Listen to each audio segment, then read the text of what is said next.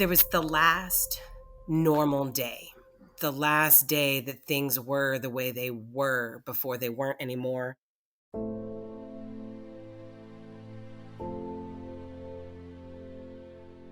We kind of all rushed out of the house and said a quick goodbye. And, little did I know that would be the last time I hugged my mom. He yells and tells me he's getting ready to go. He said, I'm okay. Just stay here. I'll be home in a few hours. We tell him bye and he leaves. That was the last time we ever saw him.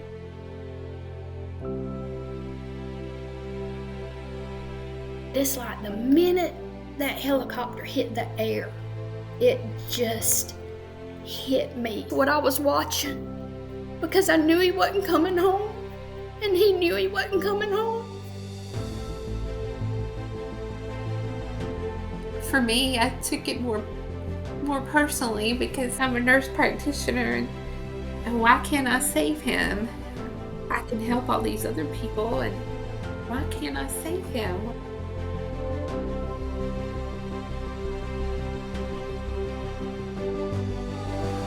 They're telling us that it was time, we needed to make a decision, we need to go ahead and just take him off the ventilator.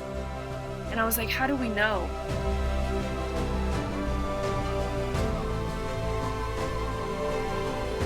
One thing I like to tell people is that if you lose somebody to COVID, your need to talk about the person you lost will outlast other people's desire to hear about it. We make sure that our family members and loved ones' memories lived on. That's really important to me, is that people don't forget. I don't want to forget any of it.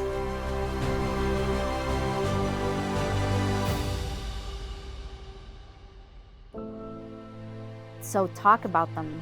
Talk about them till people are sick of hearing about them. Because as long as you're still talking about them, they're never far away. And the last thing that my mom said is, she said, when you get to heaven, we will look for each other.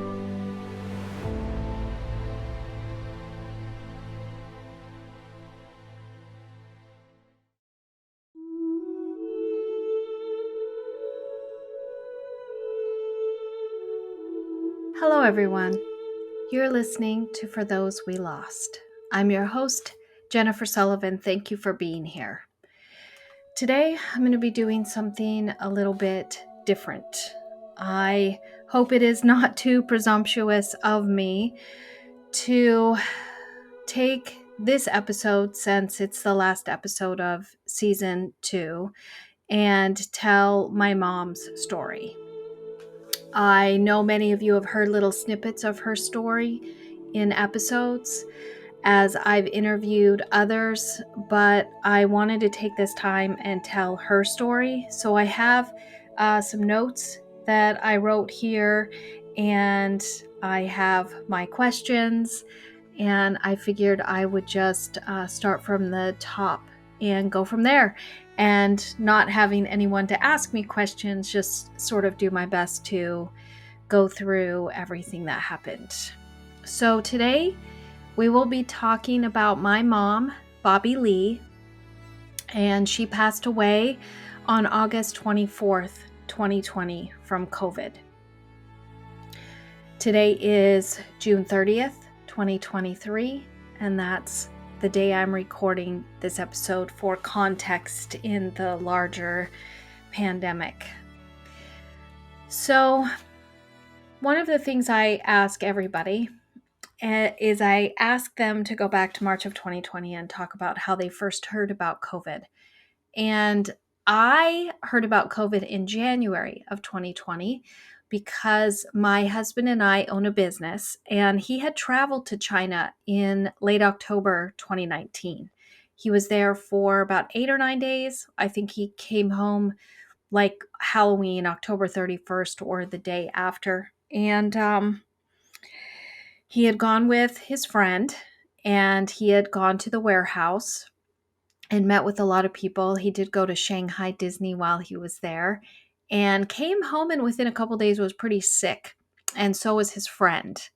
Now, I don't know if that has anything to do with it. It just, a couple months later, when we started to hear from the people that we know from the factory in China that there was something going on, it sort of struck both of us, wondering if perhaps part of his illness in late October was that. And he was just outside of Shanghai in a city called Hangzhou. It is on the main train line, that bullet train that they have over there. And the reason why we started to hear about it in January is the factory was getting ready to close down anyway for Chinese New Year. And they had said that they were going to let everybody go home sooner so that they could get on the train, because they were worried that the country would shut down that train and shut down public transportation, getting people out of the cities to go home for Chinese New Year. That is what happened. We were on YouTube for a while in January trying to see what was going on, texting back and forth. And then it got harder and harder to see certain things on YouTube. We don't have regular TV, so it isn't, we weren't watching like regular news. We weren't watching anything. We were really just looking on YouTube. So, that's how we went along for a while. And it was one of those things where we paid attention to it every day. There was worry every day. My mom, My mom was diagnosed with Alzheimer's, well, dementia first, in late 2013. And her Alzheimer's comes from a traumatic brain injury. She had a few falls later in life, and they all resulted in concussions. And I think in all of them, she was also in the hospital. And things changed with her. Like 2009, she had surgery for a hematoma, subdural hematoma in her brain. And she was really not the same after that. She was always an odd lady. She was always very eccentric. She had a very loud laugh. And she was very friendly. She would talk to everybody. And after that surgery that she had, things were different. She was very forgetful. She would tell you the same stories over and over. She would be irritated if I said, "Yeah, Mom, I talked to you about that yesterday." She would be like, "No, you didn't," and want to take over and tell this version of the story. So her diagnosis came first as just dementia. And then my sister and I, and my mom lived in Arizona, and I live in Oregon. I live outside of Portland, Oregon, in a town called Beaverton. And my sister and I decided to move my mom back to Oregon because she had complained a lot about the heat in Arizona. She wanted to come back here. And so we moved her back here in December of 2013, like the day after Christmas. She flew up here. She stayed with my aunt, who lives about a half an hour away from me. And my aunt's retired, and she and her husband were home all the time and could watch and, just be there for my mom because we didn't know what to expect. And I could not be because of my job. And also, my house had 2.5 flights of stairs that she couldn't have even made it up the stairs into the actual part of the house she needed to be in. So that worked out better. But I went back and forth to my aunt's house a lot. I helped out a lot. I got my mom on state services. I got her medicine taken care of. I got her in through DHS. I just it was a lot. And my mom and I didn't have the best relationship, so that part was difficult. But part of the reason why we moved her here was that my sister was going to move here with her family as well the next summer. And so even though I didn't have the best relationship with my mom and didn't really know, honestly, I didn't really know what the hell I was doing taking care of somebody with dementia. I said all the wrong things. I did all the wrong things. I irritated her so much. But she and my sister were very close. And I was hopeful that when they moved up here, we would have some balance and all the things that were falling on me at first would, even themselves out. And so, that's where we were from like 2014 until 2018, late 2018.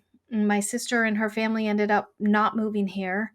And I ended up going through a lot of emotional stuff and learning to accept my mom for where she was at in her life and where her brain was. And her diagnosis was eventually updated to Alzheimer's from a traumatic brain injury. So, not traditional Alzheimer's.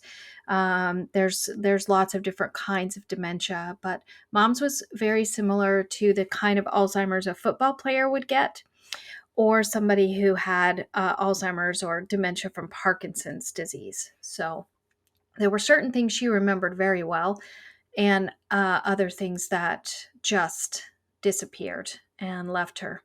And we had to move her into memory care in October 2018. Uh, her needs became more than anybody could do for her, and I knew she would hate to be locked in somewhere, but it had to be done. So I went back and forth. Yeah, I continued to do the things I was doing before. I would go visit her. I would take her out. We had a Wednesday night dinner. We would always go out to dinner on Wednesday nights. It worked really well. We'd take her to lots of different restaurants, and then she got frustrated not knowing where she was going, and it ended up being easier to just take her to the same restaurant every Wednesday so she could at least pattern that in her brain and she knew what to expect. And we did Wednesday night dinners for probably 3.5 years until in memory care towards the end of 2019, it was too much to take her out. There were a lot of things like going to the bathroom that she just didn't remember. And uh, we had, we had some adventures. Let's just put it that way. We had some adventures. And after that, I started to go pick up the food and bring it into her memory care. And that's where we were in January, February, March 2020. My sister came into town in February 2020. We went to the mall and we had dinner at the Cheesecake Factory. And I remember as we were walking around the mall, her son, my nephew, was with us too. And I looked around and I said, "How long do you think it'll be before all this is closed?" And my nephew said, "Oh no, it won't get that bad over here." And it was like a month later that they did. I looked online. It was March 11th, I believe, that the CDC declared COVID a pandemic. And at first, like the first part of March, I was a necessary to my mom's care. So after the first part of March, I was the only one allowed into her facility. So Wednesday night dinners were just me and my mom, and I would go in and visit her, and I would do all the things, cut her hair, cut her nails, paint her nails, talk to her. She was walking. She had a cane, and then she had a walker that she would push around, but she was mobile. And then my husband and I got out of the city that weekend in March. It was like March 12th or 13th.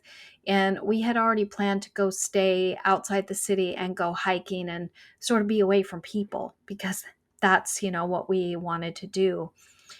And we were at that place watching TV. And I think it was a Saturday morning. I want to say it was a Friday or Saturday morning. Somebody said, and I can't remember who it was, that they were going to close down all long-term care facilities to visits. And I looked at my husband and I was like, "That's mom." And we went out and we did our hike. We came back, we packed everything up, and we went back. And I had texted right away to see if they were going to close it down and not allow essential family members in anymore. And they did confirm that that's what they were going to do. So we packed everything up. We went back. I went to visit her. And then the next day was March 15th, 2020. And they had set that day as the day for all family. Like that was the last day. So it was kind of busy in there. There was only 20 people who lived in mom's memory care facility. It was small. It was close to my house. The people there were very caring, and it had just gone through a sale. So the original owners, when my mom moved in, had left, and a new family who had a lot of memory cares. They bought my mom's place. We had just had a meeting the month before where everybody and their family members was there. It was February, and I remember thinking, like, there's 70 some people in this room and there's this coronavirus going around. But it just was not something that we thought was gonna be what it was. So yeah, I went in to see my mom the morning of March 15th. I stayed as long as they would let us stay. We had a time limit. I had to be in her room. So I was in there with her. I left. I went and got a bunch of things that I thought she would need while, for like the 2 weeks. The 2 weeks to slow the spread or the flatten the curve and all those things. I thought, okay, if it's going to be a couple weeks or a month, I'm going to go get her some things. So I did. And then I got her some clothes. I went to like Goodwill because pants were always troublesome with my mom because she had bathroom issues. Gosh, she would hate me talking about that right now. She really would. But yeah, so I got her pants at Goodwill. I got her some clothes at Kohl's. I got her all kinds of things and went back. And I sat in her room.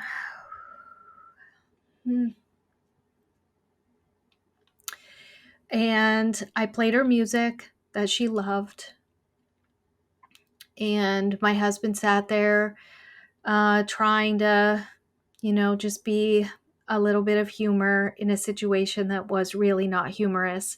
And also, I was trying to hold in everything that I was feeling because I didn't want my mom to get worried. She really didn't understand what was going on. She didn't get it. I was just there. I dropped off all this stuff. I tried to make it as non-stressful as possible. And I played her like John Denver and Anne Murray and 1970s-ish playlist on Spotify, and I combed her hair, and I gave her a hug. I probably gave her like 10 hugs, but I gave her a hug, and then it was time for us to go. Like, we had to go. They came in and told us, and I told her that I would see her soon.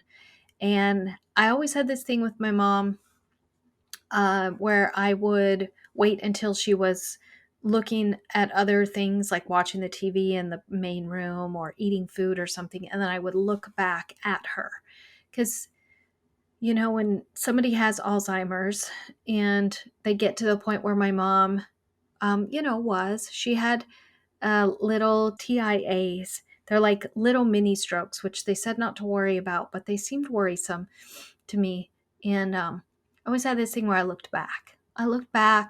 And I had this like mental picture of my mom at that moment in my mind, so that if something did happen, I had that, And I looked back at her, and she was looking right at me. And she said, "What's up, Jen?" Which she didn't really have my name much anymore. She knew I was a nice lady who came to visit her, but she didn't really know my name. And for her to be like looking right at me and say that, it just really, it shook me. And I said, "Oh, nothing, Mom. Just, saying goodbye." And I waved at her and walked out the door. I went to where the front desk was, where they were checking us all out. And there was this woman there. Her name was Wendy. She was wonderful with my mom. And I was like, she's going to forget me.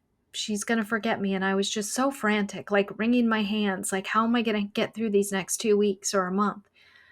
And Wendy is the one who, in those first couple of days afterwards, who would send me video messages from my mom, kind of coaching her what to say, but sending video messages to me.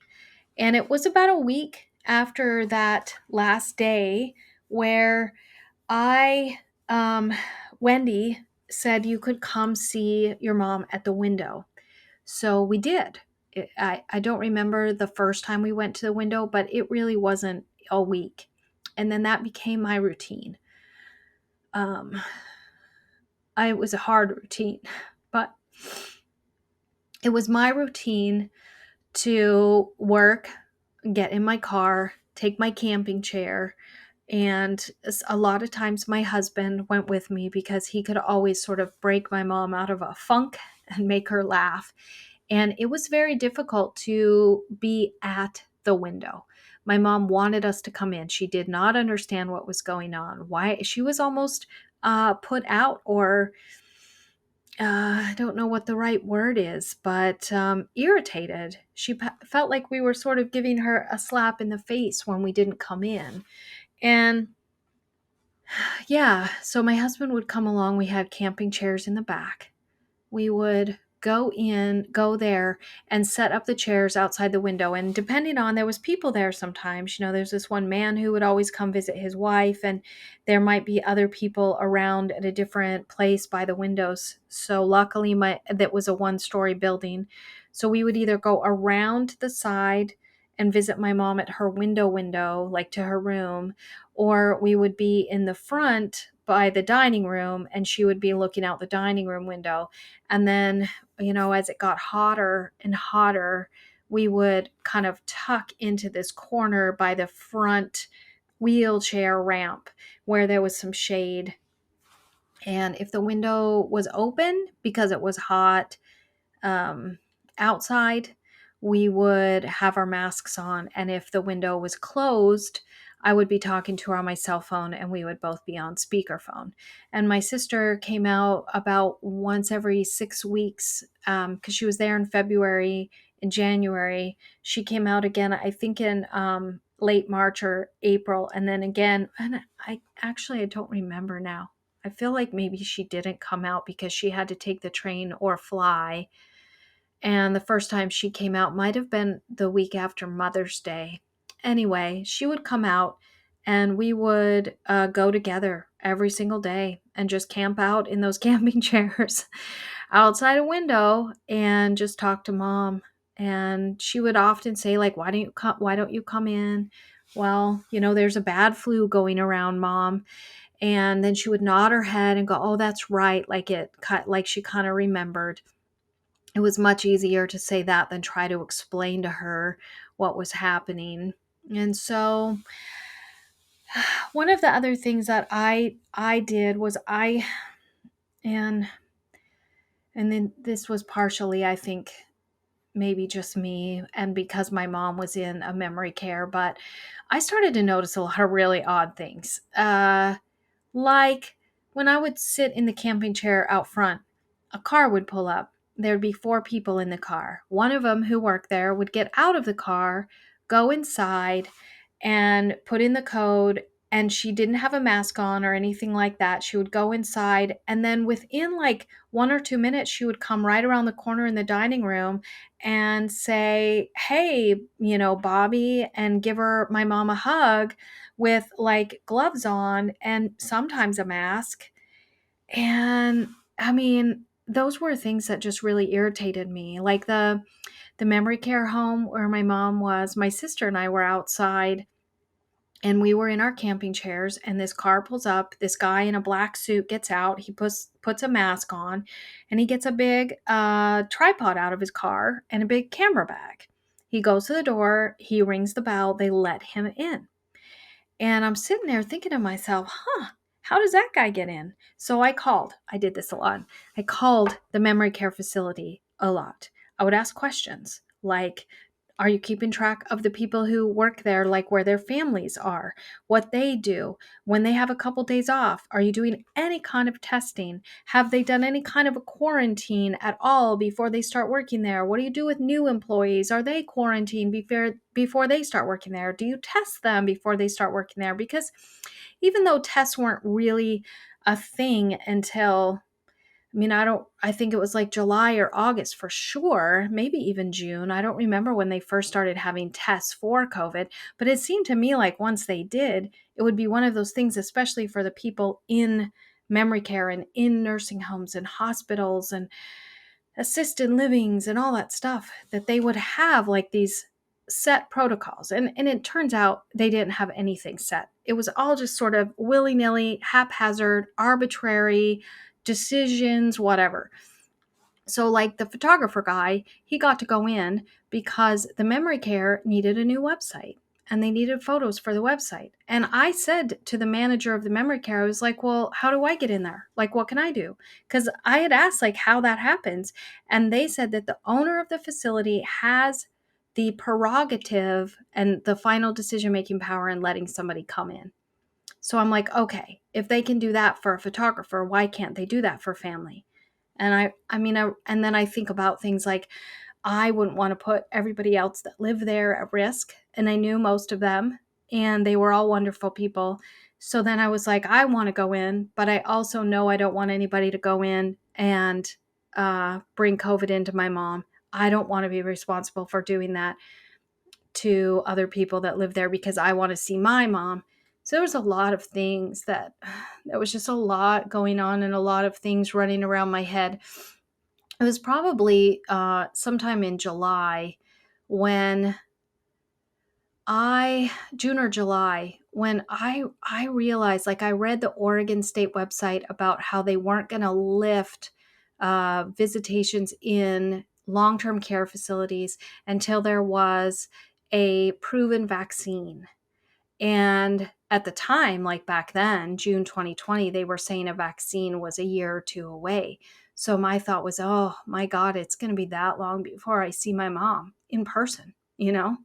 And so my mom was taken care of by this wonderful um, medical group called Elder Place. And she was on state funded care because she had no retirement and no money left because she'd spent it all in her Alzheimer's when we did not realize she had Alzheimer's. And Elder Place was like a state funded facility to take care of the elderly of all different, like medical issues or just, whatever. And so I went into Elder Place and I met with them and I sat down and we were all socially distanced and there was two of them and we had masks on and one of them actually looked like she had tears in her eyes the whole time. And I talked to him about what I was seeing at the facility with the masks because I sat outside that window almost every damn day and saw people walk around who worked there without masks on. And they would put them under their chin or have them under their nose, or they would pull them up and go take care of residents and then come back and talk to each other in the middle of the room and pull their masks down. It was so frustrating. So I talked to Elder Place about all of that, and they said I had to complain to DHS. And so, I started doing that. At first I didn't because I was worried that a complaint like that was going to affect my mom's care, that like it was going to backlash, like, oh, this daughter is complaining about her mom, so we're going to, whatever. I realize now even that was like overthinking all of that because DHS really wasn't even following through with any of the complaints because their directive from the state of Oregon was not to investigate COVID complaints because they couldn't do anything about them. And I didn't realize that until after my mom had passed away. So, yeah, we had my mom's birthday party outside the window on July 16th. We had about 15 or 16 people there. I did not ask for permission because the state of Oregon, our governor, had a limit on people gathering, and I think the limit was 10. And I knew we were going to go over 10, and so I didn't ask for permission. I just had everybody show up, and we brought one of those pop-up shade things that people who watch soccer matches use. And I had pizza and chicken wings delivered because that was what my mom loved. And I had my mom's favorite accordion man. He used to come play the accordion every Saturday at my mom's place until the lockdowns happened. He came and played outside at the window, and he played her favorite song. Whew. Take Me Home, Country Roads. And she loved that. And we sang her happy birthday. I made cupcakes, gluten-free cupcakes, and tried to keep them from melting because it was scorchingly warm that day. And we were all just baking outside her window, and we would hide out under the shade cover and then go to the window and take pictures and then go back under the shade. And also the garbage area had like this rooftop over it, and everybody would be over there standing by the garbage cans in the shade that came from that roof. And it was it was like the best damn pandemic birthday.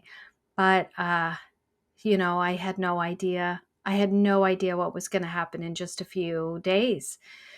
So it was the end of July, and I started getting emails from her facility August 2nd. That was the first email that I got about anything COVID related. But in the email, it had said that a new employee, and I'm assuming, I'm making the assumption it's a new employee because the email said she'd only worked, the way it was worded was had only worked 2 shifts and 2 night shifts. So I called the manager of that memory care almost every single day. So I got that email on August 2nd, and it essentially said, please don't worry. Everybody has done an amazing job keeping the facility at low risk. A staff member was infected through another family member and not during their work hours at the facility, and that the employee was at home, and they did not think that anybody else, that there was any reason for us to worry about any other employees or residents. And I mean, that was one of my biggest concerns, was if people work there and their family members are also out doing things that without any kind of quarantine period or mandatory testing, it could just come from anywhere, So I called and I talked to the memory care facility manager, and she told me that the employee had only worked 2 night shifts. So that's why I make the assumption they were a brand new employee. There was a lot of turnover. I talked to my mom on video almost every day. I guess I should mention that after her super warm birthday party, I decided to not go sit outside the window because they had gotten a Facebook portal video screen in there, and they had it in the main room. And so I had an alarm on my phone, and I had quote unquote lunch. Whew. I had lunch with my mom every day. So I would take a break from my work and I would go sit at my kitchen table because I work from home, and I would eat my food, and they would wheel mom over because by that point, without somebody taking her out and walking around and doing things with her, she was in a wheelchair all the time. And I'm sure it was just easier for them to, because the people who work there had to go through a lot. I understand that part too. So yeah, I started having lunch with my mom, and there was a lot of different people I saw in the background. I guess that's where I was going with the turnover. I didn't see any familiar faces. People bringing my mom over to the portal, answering the portal, getting it set up for my mom. There was hardly anybody I recognized anymore. There was the one person who was the nurse, and he was still there, but there was a lot of new faces. They had a lot of new faces. And so I found out that the employee started and reported that they were not feeling well on July 28th. My mom's birthday was July 16th. So it was really just a couple weeks later. And she called out and said that her family had symptoms and that they were all going to go get tested. And she was tested on August 1st. And so then we got our email on August 2nd as family members about that. So during that time, like, I didn't know. So I was continuing to have these video calls with my mom. And in one of them, I remember someone in the background who worked there taking out massive black garbage bags just filled with what I assumed was was garbage. I didn't know what was going on, but it was like a constant steady stream in the main door, like out the door in the area where my mom was, just watching these black garbage bags go out, and the woman would come back in, and then more bags and come back in. I had no idea what was going on at the time. I can look back on it now and realize, okay, they knew at that point they had COVID in the building, and they were cleaning. They were doing a lot of cleaning. So August 6th, we got another email. So just a few days. The first one was August 2nd, and then August 6th, we got another email from the director of the memory care where my mom was, saying that they got back the employees' test results and they did test positive, but no other employees up to that point had tested positive. So it just let us know that the virus had not been detected in anybody else. But they also said that they were going to test everybody who worked at the facility and all of the people who live there as well. And so we knew that the testing was happening, and now we knew that this one employee had tested positive, but we didn't know anything else. And what I did not know, is that the state of Oregon issued an executive order against the facility for a COVID outbreak the next day, so August 7th. I didn't know that. And here I have this lunch date with my mom, and I'm like calling, and they answer, and they bring my mom over, and she's coming out of her room, which I didn't, see that part. And I'm having this lunch with her in this general area, thinking like, this employee who had COVID isn't there for work and nobody else has it, so it's okay. And I didn't know that all of the test results at that point had come back, and it was really grim, and the state had issued this executive order. So, I mean, it's one of those things where we all talk about these regrets that we have. In one way, I really regret that I didn't just go to that window, like her bedroom window, and just sit outside in the heat and just like talk to her from outside the window, because then she would have stayed in her room. But I also really regret that I continued to have these video calls with her when I had no idea that they had a COVID outbreak in the building and they were bringing her out to talk to me. So that was August 6th that we got that email. And then I didn't know yet, but the state had issued the executive order the next day. And I knew that they had tested mom at that point, but I didn't know what the results were. And then on August 12th, I got a phone call from my mom's doctor through Elder Place, and she told me that my mom had tested positive for COVID. And I remember she told me, she goes, "Your mom's a tough lady. She doesn't have any symptoms right now. I'm sure she'll be fine," which is what I was hoping, I was hoping. And she was stable. I checked in every day. They let me know, she's fine. She's in her room. She's good. And so that was August 12th. So it was August 14th that I got an email again from mom's facility from the director. And the crazy thing is that the executive order was issued August 7th, but we didn't get an email even letting us know about what was going on in there until August 14th. And at that point, I already knew that mom had tested positive. And the email essentially said that they were letting us know of the COVID status at her facility, and they did 100% of the testing of all the staff and residents, and several of the staff and residents tested positive for COVID-19. The numbers they said were 12 residents and 5 staff. And there was 20 residents who live there, so more than half of them tested positive for COVID.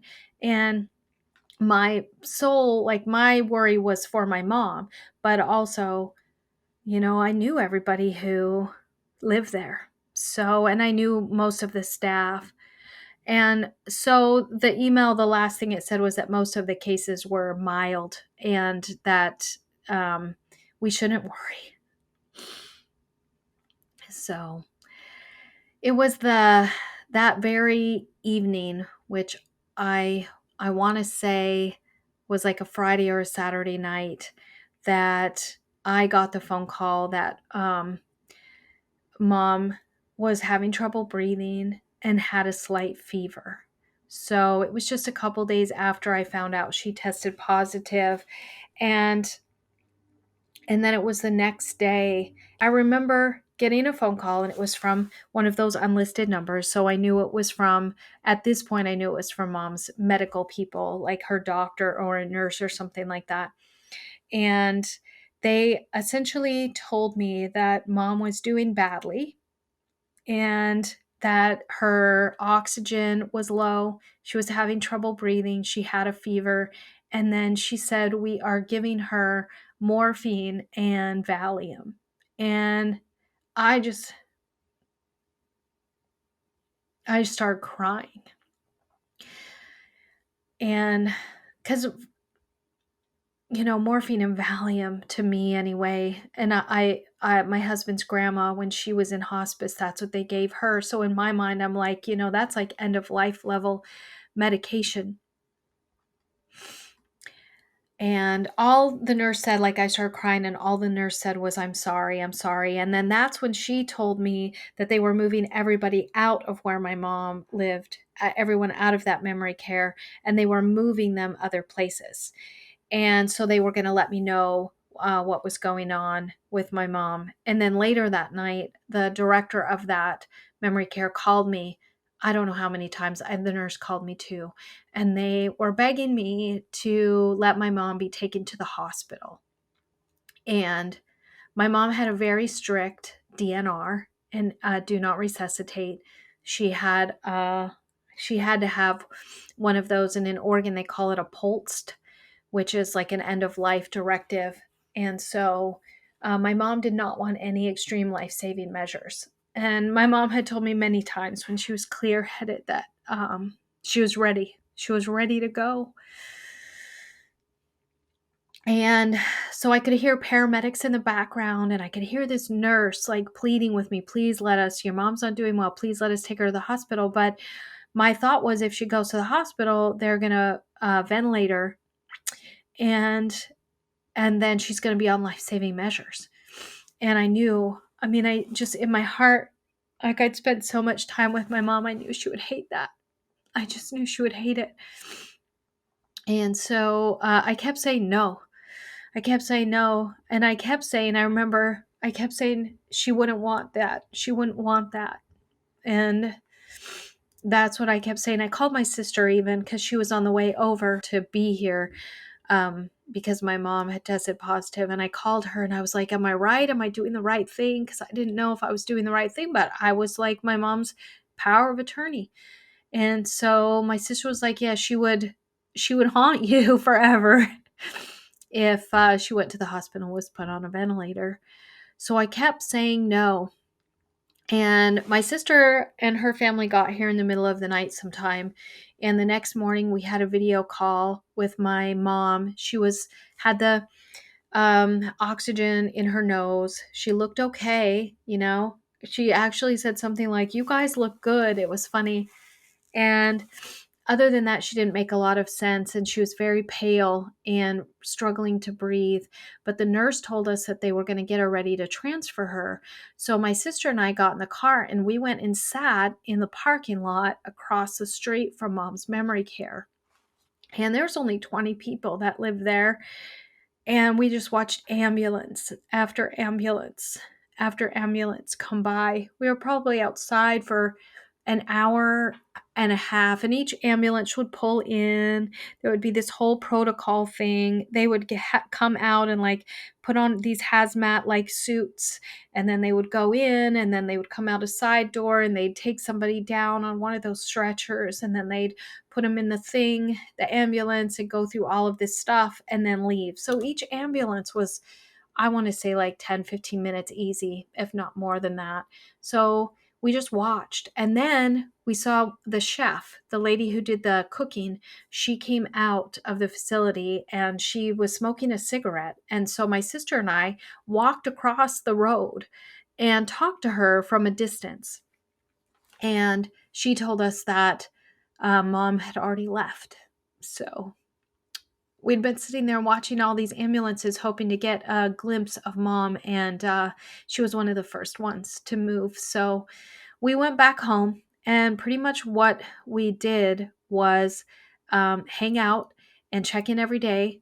It was a COVID nursing home she was moved to, and they called and gave us the rules that we could only call between 2 and 3 o'clock every afternoon, and we couldn't call any other time. They would tell us everything that answer our questions between 2 and 3 o'clock, and the rest of the time, if they needed us, they would call us. So we did that every day. We did that Monday, Tuesday, and then Wednesday, I finally said, is there any way we could come see her, even through a window, or have a video call? And they were like, oh, yeah, which I don't know why they didn't say that to begin with. But so we did. We got in the car, we were in the car in 5 minutes, and we were driving over to where she was. And she was about 30 minutes from my house. We got outside the window. We let them know we were there. They wheeled her over, and we talked to her for a while. She was sleepy and medicated, and she had the phone on speaker, and it kept falling down in her lap. And then she would sort of wake up and lift the phone up, and she smiled a couple times at us, mostly at my nephew. He was trying to make her laugh in the background.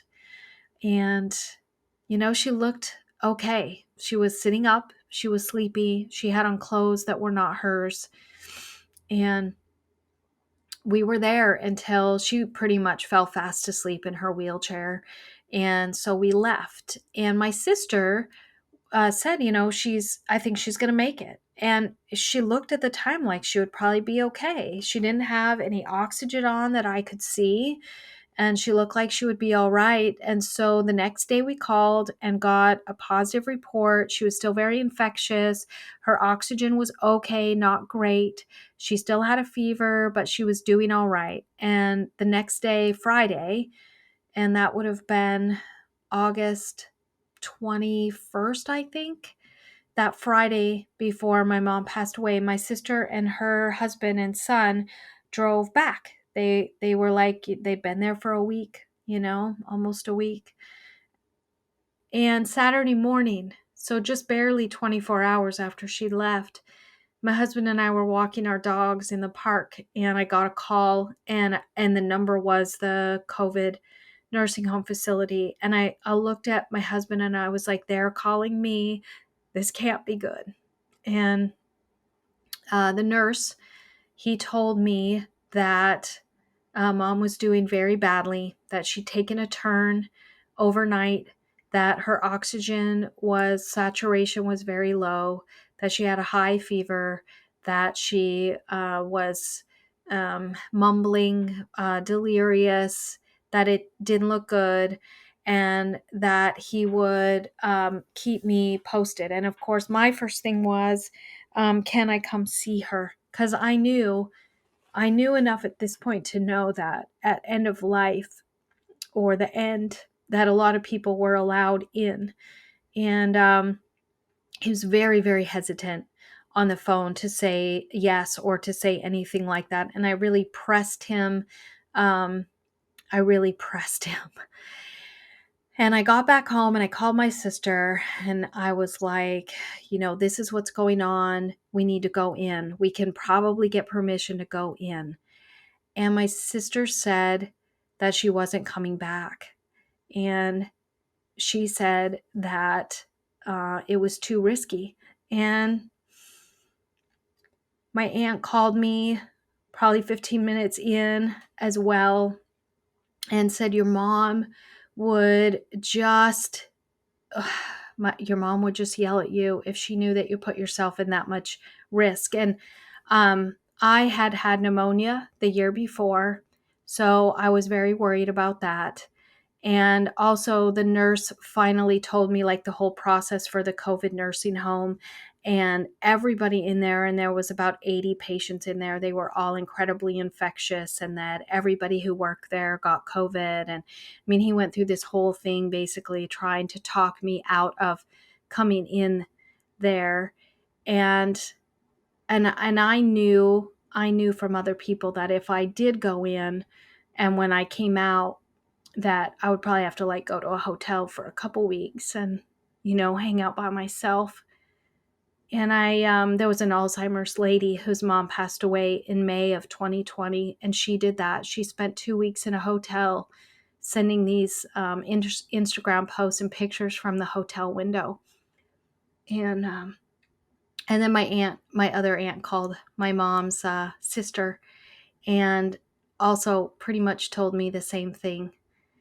And it was a hard decision for me because I always figured, I think for a long time there, from pretty much like May of 2020 until August, my dream, like what I lived for, was the day that I could go back in to my mom's memory care.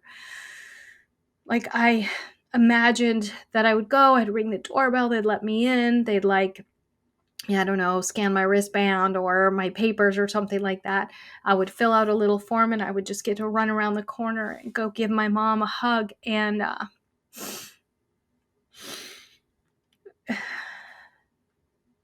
was the dream. That was my dream. And I really wanted to be there for her. Alzheimer's is horrible. And where she was with her memory was not good. She had some words, and I wanted to be there for her and be there with her when she died. That I put a lot of pressure on myself. I didn't travel a lot in the last couple of years of her life because I didn't want to not be there when I needed to be in. And to really face that decision of going in and being there with her in a place where COVID was everywhere, where I knew that I didn't have the best lungs because I've had pneumonia before. I'd had it 10 years before, and I had it in 2019. It was such a hard decision, and I was awake all Saturday night and really trying to decide what I was going to do. So on Saturday and Sunday, the facility where she was let us have a video call with her. And I was not ready. I was not ready for what she looked like. It was like we saw her on Wednesday and she was pale and sitting up and her hair was a little crazy, but she looked like herself. And on Saturday, when they turned on that iPad in the COVID nursing home, it was set on a table. So it had her from the side laying down in bed, kind of as much as they could on her face. And then there's the little screens of my sister and I on FaceTime. But I remember my breath, I sucked in my breath. I was just because she just looked terrible. It was the change in her in just a couple of days was just so profound. She was white. She was thin. She had on the oxygen mask over her nose and mouth. She kept moving her back or her shoulders like she was in pain, and she would make these sounds. She did not look at us on camera. She didn't say anything at all. I don't know if she knew that we were with her. My husband was sitting next to me, and I know it can't have been easy for him. And we just talked to her. We talked to her. We sang to her. We told her stories. And, they came in after about a half an hour, and the iPad needed to go somewhere else. And so we said goodbye, and that was Saturday. And then Sunday, at about, 1 or 2 o'clock in the afternoon, we did the same thing. And it was pretty much the same, only at that point, I think we were both, my sister and I, really aware that my mom didn't have long. I didn't know when it was going to be, but she didn't have long.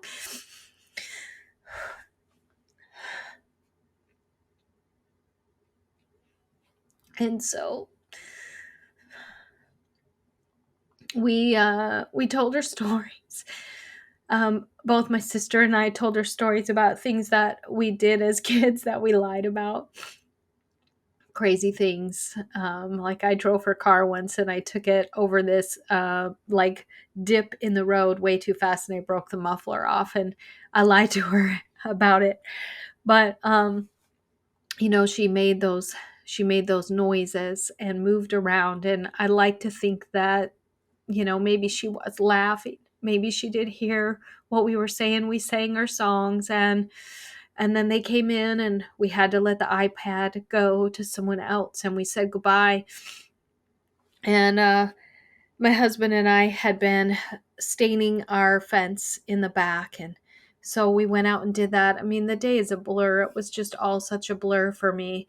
And I also was like trying to make peace with my own decision to not press forward and go in there. My aunt called me again and she was like, if you go in and after your mom passes away, you're gonna not be able to hug your husband or your kids or your family. You're gonna be all by yourself. And so I went to bed Sunday night. I had my phone always at that point, and I had for the last year or so. I turned it up every night, and I never put it in Do Not Disturb so that if there was ever a call about mom, it would wake me up. And my phone rang at, I guess, about 12. I don't remember the exact time. It was like 12:35 or so in the morning. And I heard it ringing and I sat up and I said, oh no, because I knew like there was only one reason my phone would ring. And the woman on the phone told me that my mom had passed away at 12:30 in the morning. She said that she had gone in her room before that and administered morphine and Valium because my mom was agitated. And then she had gone to check on other patients. And when she came back, my mom had passed away.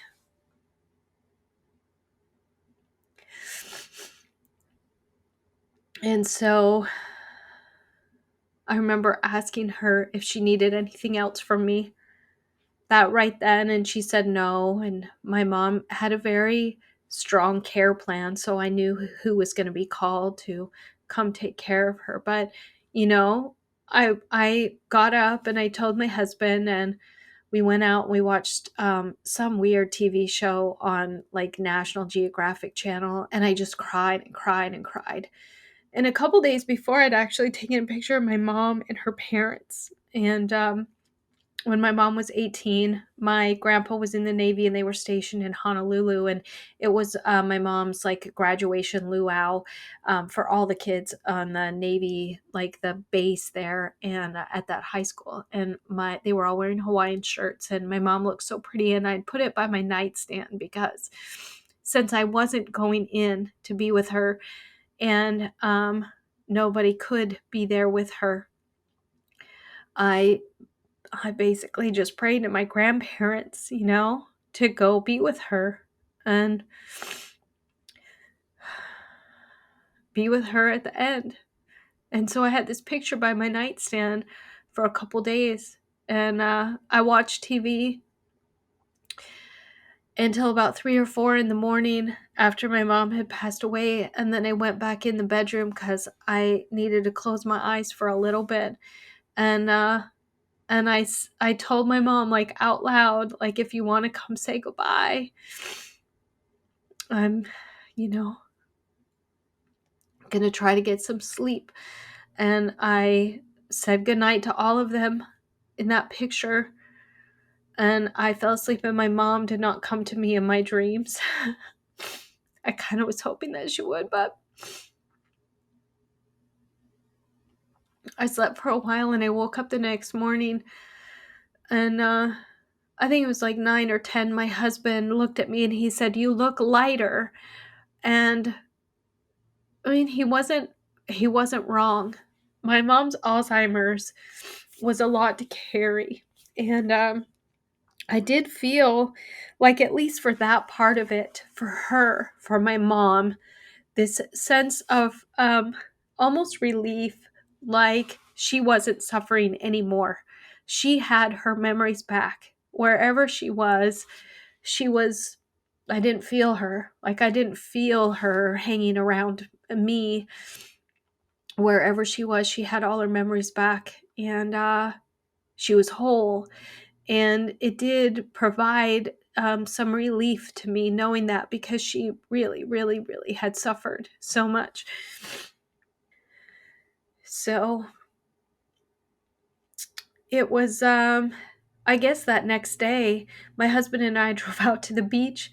My mom's favorite place was Cannon Beach, Oregon. I mean, in Oregon anyway. She had a lot of favorite places she liked to go, but Cannon Beach, she loved to go out and sit her butt prints in the sand. She always had this thing about butt prints in the sand, and she loved Cannon Beach with Haystack Rock. She loved going out there. So we went out to Cannon Beach, and the funeral home called me and said that they had my mom, and that they had to, they would let me know when they moved forward, because they were busy and they had a lot going on. They also let me know that she had personal effects with her that I would have to wait to pick up at another time. And so I asked them, and I asked the lady, I was like, can I come in and see her? Can I come in and hold her hand? Because I thought, like, now that she's passed away, no one could tell me not to, or I could. And so I was like, can I come in? I haven't been able to hold her hand since March. And the lady on the phone started crying. And she told me, and this is something like, I haven't really told anybody. The only person that really knows this is my husband and probably my sister. But the lady on the phone started crying, and she said, we can't let you in. It is state law that we have, or not state law, but it's the state rules that they have to keep my mom wrapped in plastic, like double wrapped in double plastic bags for 14 days before they could do anything with her, because she was still considered contagious. And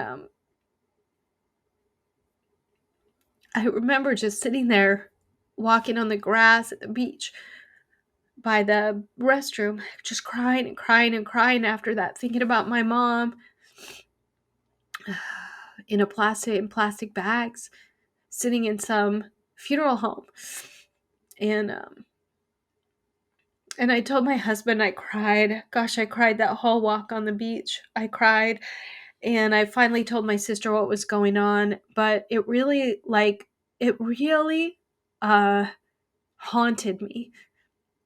haunted me for a while. The idea that 15 minutes down the road, for those 2 weeks, my mom was just sitting there. It wrecked me. It wrecked me. The man who handled everything, he went to the same church as my mom. She knew him. She had picked him. In her Alzheimer's, she used to go up to him on Sundays, and she would say, I'm not ready for you yet. And he didn't know who she was, but she knew who he was. He was always confused until he figured out who she was and that she had Alzheimer's. But he brought my mom to me. She was cremated probably 2 or 3 weeks later, about 3 weeks later. And he had this motorcycle, black motorcycle with a hearse in the back. And he had it all lit up and like a little siren and everything. And boy, he drove around the block with my mom.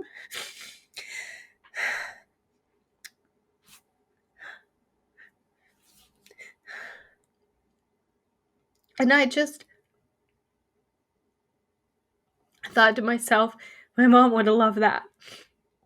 She would have loved the whole spectacle of it all. And he drove up and handed me a bag with a box in it. And I took it inside my house and I put it in my bedroom. And I've since got her a beautiful urn. But I just can't part. I can't part with her ashes. I just can't do it. We could not have a funeral. I think that we probably could have had a very small service for her, but I don't go to the same church as her. And she had already sort of decided what she wanted for a memorial service or a funeral service. And it was just not something that we could do. So we did not do anything. I mean, that was just sort of the lackluster end of that. A couple weeks later, I got a phone call from my mom's memory care saying that they had all of her belongings and that 2 weeks had passed at least and they had disinfected things and that I could come pick them up. So my husband and I went over there, and there was nobody working there who was familiar, and the place was mostly empty. There was one person in a wheelchair in the window, and I mean, my guess is that it was either a resident who had gotten over COVID and come back. That was like my only thought. Or maybe a resident who didn't have COVID at all. I'm not sure. But there was just one person in a wheelchair in the dining room window. The nurse who answered the door actually said to me, "How are you?" And I looked at her and, it's partially grief. And I said, "My mom got COVID here and she died. And now I'm here picking up her things. How do you think I am?" I've really learned a lot since my mom passed away about the questions, like the things that we say, like, "How are you?" versus saying to somebody like, "How are you really?" or "How are you today?" or "How are you feeling right now?" Me and we got all of her stuff, and they had a picture there of my grandpa, my mom's dad, and a quilt that my sister had made with and it was one of those photo quilts, so it had photos all over it. Those were the two things that I requested go with her to the COVID nursing home, and they did not take those with her. They did not send those with her. They weren't there with her. She was in that COVID nursing home for a week and a half before she passed away with nothing familiar at all. And I didn't know that. My mom was deaf, from mostly deaf. She had lost all hearing in one ear as a child and was very hard of hearing in her later life. She read lips. So for her to be in this COVID nursing home talking or seeing people come in with masks and face shields and covered from head to toe, I just there's just a huge part of me that hopes that she had no idea what was going on and that her in her Alzheimer's just didn't suffer, that she didn't suffer because she could not understand. She wouldn't have been able to hear anything anybody said to her. I was angry. For a long time. I wrote a letter to the governor of Oregon. I reached out to lawyers and finally found a lawyer that was working with me for a few months. I wanted to sue the facility. I didn't want money from them.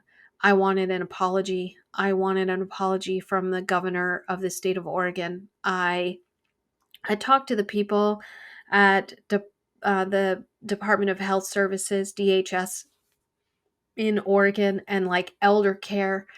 I was still trying to talk to them in March of the next year, going over everything. I wanted to know, first of all, why none of the complaints I made were actually investigated, but also I wanted somebody to apologize for what happened. I was angry. I was really angry. And for a long time, I was really angry at that employee who worked for a couple days and brought COVID in. Overall, the state of Oregon kept pretty detailed numbers on outbreaks at facilities. And by the end of the outbreak at my mom's care home, 35 total people had COVID. So 20 residents, 20 employees. So 40 people total. 35 got COVID and 7 people died. And I mean, that's like 40% of the people that lived at my mom's place. And I think about their families and the people I knew. And I was angry enough to go make a list of every person I knew who lived there. And I looked up obituaries for months trying to find out who had died. And I had very little luck with any of that. And I think, that first year, it's a fog. It's just a complete fog. I taught school because that's what I do. I teach college and I work from home. My husband and I own this business. Um, we went to my sister's for Christmas. They came here for Thanksgiving. It's just all such a blur. I've talked about the idea for this podcast and how it came to me in March or April of 2021. And that, it really helped, especially as I approached the 1 year mark, because I had like this focus. I had these people I was talking to. I didn't feel so alone anymore. And I was editing episodes, and a lot of my grief and just the intensity of what I felt about my mom, I channeled into editing and social media and talking to other people and the interview process. And I came out of that first year thinking like, oh yeah, I'm done with the first year. It's going to get easier. And the second year was so much worse, because it was like really real that my mom had died, It was just real. The first year, it was foggy, and the second year was just very clear. I Christmas was just awful. And my mom, my sister and I have since, we're not really talking. Grief affects people in different ways, and we had such a small, close-knit family, and it was just me and my sister and my mom for a long time. And without my mom and a reason for my sister and I to be together, there was just some things we didn't see eye to eye on, other life things even too. And it's been over a year, and we haven't been talking in over a year. So I've had to go through a lot of stuff on my own. I saw a therapist. I worked through a lot of grief. I channeled a lot of that into this podcast. I guess in a way, like I submitted my mom's name to the Yellow Heart Memorial, and many of the Yellow Heart memorials that are around, certainly the one in Florida, because I spoke with Deborah and interviewed her. I've done like the luminary thing with Yellow Heart Memorial when they light those. She has a stone, a paving stone at Rami's Heart, Yellow Heart Memorial. I submitted my mom's name to the flags, the In America flags. And I have to tell you, like, that when I like pulled her up on the website and I saw the information that I had written about her and her flag with the message, I just broke down crying all over again, like she had just died. It was so, every single time I see her name, it's just very emotional. Hearing her name read when they did I think it was the 2 year, and they read all those names. I had to teach class right after that. I heard my mom's name. I was crying, and then all of a sudden I had to log in and teach a class online on Zoom. So many disjointed memories and things that I have. I think, like, for me, it's been almost 3 years, and her birthday's coming up in July. It'll be 3 years.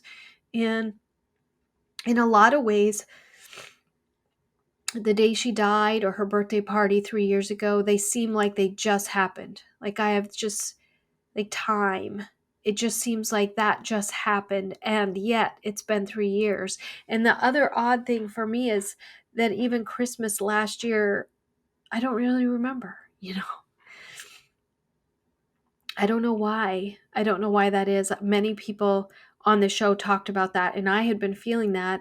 And so for me, it was just a beautiful thing to listen to other people and realize that a lot of the things that I was feeling and a lot of the time warp that I was experiencing were things that other people were experiencing too. So we did have a memorial service for my mom in July of 2021. It was actually the day after her birthday because that happened to be a Saturday.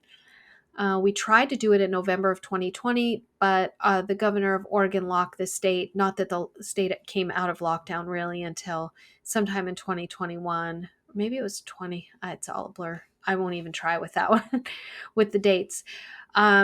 in November of 2020, the governor put even stricter restrictions on gatherings, and that was pre-Thanksgiving, like making sure that people didn't gather for Thanksgiving. And so we had planned an outdoor memorial service for my mom at a park in November 2020 that we had to cancel, and we did it in July. I had a bagpipe player come play Amazing Grace and another song while we did a butterfly release, and it was beautiful. I think it was, in a lot of ways, the memorial service or the funeral my mom would have wanted. She wanted the bagpipes. She wanted balloons released. But I've heard lots of bad environmental things about balloons. And in Oregon, I don't really think they let you let balloons off in mass anymore. So we did butterflies. And my aunt and my uncle and all my kids and my sister and her kids, we all got together, we shared stories, we decorated this outdoor pavilion just beautifully and celebrated her life. And it really did add a measure of closure that I hadn't felt for the year before. And I think the fact that it came so close to the 1 year anniversary of her passing away, it really helped with that first year, like to move through that and into this next phase of grief. So there's a couple of questions I ask people at the end, and one of them is, what do you miss the most? I think the thing I miss the most about my mom is she had such a big laugh, and she always said these funny one-liners. She had these funny things that she would say, and at the end, with her Alzheimer's, she didn't have very many words left, but one of the sayings that she was quick to come to was "say la shits." Say la shits. And she would say that a lot. If you asked her what's up, she would say taxes. And if you asked her what's new, she would say New York, New Jersey, New Caledonia. I miss that. She was also kind of the glue. She was the glue. And she, like my sister and I, for a long time, the reason why we were speaking to each other and getting along was because of my mom. And I think without her, things have gone back to the way they were before, which is where my sister and I just don't really talk. We haven't really been engaged in each other's lives for a lot of our adulthood for various reasons. And yeah, I miss that she's the glue. And I really miss hearing her laugh. And she used to always say when she would leave me voicemails, it's just been a long time, she would say, I love you, I love you, I love you. And she would always say it 3 times. And I have all of the voicemails that she left me in the last 4 years of her life. I emailed them all to myself, and I've saved them on my computer and Dropbox, and I've even burned a DVD of them so that I never lose those. And then the last thing that I ask people is, what do you say to people who tell you that COVID isn't real? And I deal with that to some degree from various people that I know in my life. And I think the one thing that I remember clearly is we went to Texas to see my son, and I think it was December 2021, and we have some friends that live there, and they used to live in Oregon, and we love them, and we were all out to dinner, and I could hear him at the other end of the table saying something like, COVID is just a flu. It's just a flu. And I looked over at him, and I gave him, my mom was really famous for the pursed lips and these squinty eyes. And I looked at him in that way. He looked over at me, and I said, COVID is not just a flu. My mom had the flu many times, and she lived through the flu. She did not live through COVID. So when I first started doing this show, there wasn't, and numbers now just are so hard to even fathom. I don't even look at them, and I haven't looked at them in years. But when I first started doing this, there was a lot of people who didn't know other people who had COVID or knew somebody who died of COVID. And in the couple of years I've been doing this, I don't necessarily think that's the case. I think most people know somebody who's had it. Most people know somebody who maybe had a pretty severe case of it or was in the hospital. I would hope that people have come out of that sort of mindset that COVID isn't real. A lot of people did not like the lockdowns. A lot of people didn't like the masks. A lot of people didn't like a lot of things. But ultimately, you can't discount the lives of these people that we lost, the people that we loved. And I'm rambling a little bit with this because it's hard for me to put into words, because for a long time, I didn't know anybody who knew anybody who had COVID, was in the hospital, who had a family member or friend die of COVID. I didn't know anybody. I was the only person in my circle here in Oregon. And now, just about everybody has had it, or they talk about it. It's a lot more open than it used to be. It was sort of a hush hush thing for a while. Like, you don't want to admit you had it, but now it's just part of regular conversation. And those of us who have lost somebody don't want the people that we've lost to just be pushed aside, to have their memory just pushed aside because, oh, we're glad the pandemic's over. I mean, I'm glad the pandemic's over, and I'm making air quotes because,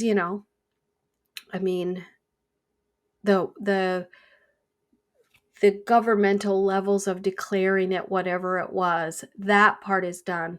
But COVID itself will never be over. Like, the effects of it will never be gone. We'll never just push it aside and not remember it. And for me, the goal of this originally was just, I wanted to talk about my mom all the time. And I thought, if I feel like this, other people must too. And I have interviewed all these wonderful people who have shared stories of their loved ones. And that's, I think, what I wanted the most. Was I just wanted a way to talk about them, and I wanted a way to honor my mom and what she went through and what I went through and how awful it was, and that I don't want anybody else to ever have to go through it. But I know people who have, and I know a fair, besides just people who I've talked to on the show, people who've lost friends and family to COVID. So yeah, I haven't had anybody come right out to my face and say COVID. Well, I have. COVID isn't real. But for me, it's not a conversation I necessarily want to get into anymore. I'd rather do this. I'd rather honor their lives than talk about this thing that, is so controversial now. So controversial. So, yeah. Gosh, I just got all emotional as I was finishing that, because I don't know if I'm going to be doing this again. I've loved this process and I've loved interviewing people, but I have done it 100% on my own. I do all the social media on my own, all the emailing, the posting, the editing, all of it. I do all of it by myself, and I had a lot of time on my hands, as we all did at the beginning part of COVID and into 2021. And lately, it has been incredibly time. It has been difficult for me to manage my time to do these edits and to put these episodes out and keep up with changes in my work life and my husband's, our business, and everything that is going on there. And as all of that picks up, making a podcast has become more and more challenging. So I'm going to release this as episode 51, the last episode of season 2. I would imagine it'll be out in July sometime. And then I have people send me stories, and I have some people who have sent me the stories with the desire to record, but I don't know when and if I will have the time to do this again. And so if this show ends at season 2, it's been 51 stories, or I guess 50 stories, because the first episode was my introduction to the show, and a couple bonus episodes. And it's been an amazing experience. And it's been wonderful to talk to all of you and to share all these stories and to have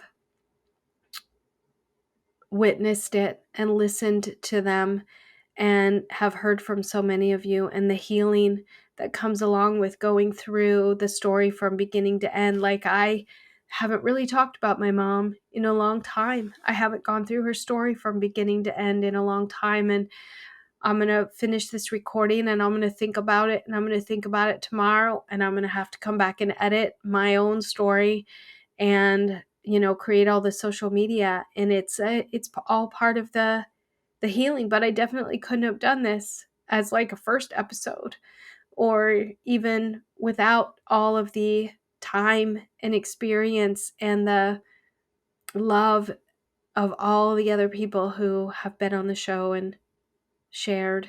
So thank you. It's been amazing.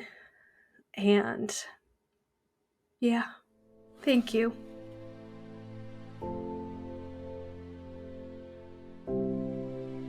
And that's the show, everyone. This show won't ever have a members area or episodes that you have to pay to listen to, but there are expenses to hosting a podcast, and if you'd like to help, you can support this show at buymeacoffee.com/forthosewelost. The link is in the show notes below. And if you're still listening, and thank you so much if you are, if you like this episode, please share it. Share it with your friends, share it on your social media, and once you've done that, please rate and review this show on Apple Podcasts, because that's where most of our new listeners come from.